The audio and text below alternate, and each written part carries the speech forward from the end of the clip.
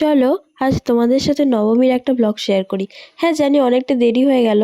সেদিন আমাদের ছাত্র সমিতি ক্লাব থেকে ডাইরেক্ট নতুন পল্লী ক্লাবের একটা ঠাকুর দেখতে গিয়েছিলাম। যেরকম সুন্দর প্যান্ডেল ছিল সেরকম সুন্দর ঠাকুরটার মুখটা। কি বলতো, রামায়ণ না মহাভারত, মহাভারত থিমের প্যান্ডেলটা করেছিল। ভীষণ সুন্দর ছিল। তারপর নিজে একটু ঢং করে নিলাম। তারপর চলে গিয়েছিলাম সংহতি ক্লাবের দিকে, ওখানেও খুব সুন্দর ঠাকুরটার মুখটা করেছিল। তারপর এসে আবার ছাত্র সমিতি ক্লাবে বসলাম, যেহেতু ওটা ধরো আমাদের সামনের ক্লাব। দেন রাস্তার লাইটিংগুলো খুব সুন্দর লাগছিল, তাই ওটারও একটা ভিডিও করে নিলাম।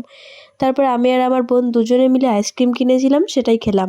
তারপর একটা করে স্প্রিং রোল কিনেছিলাম, যেটা খুবই জঘন্য খেতে ছিল।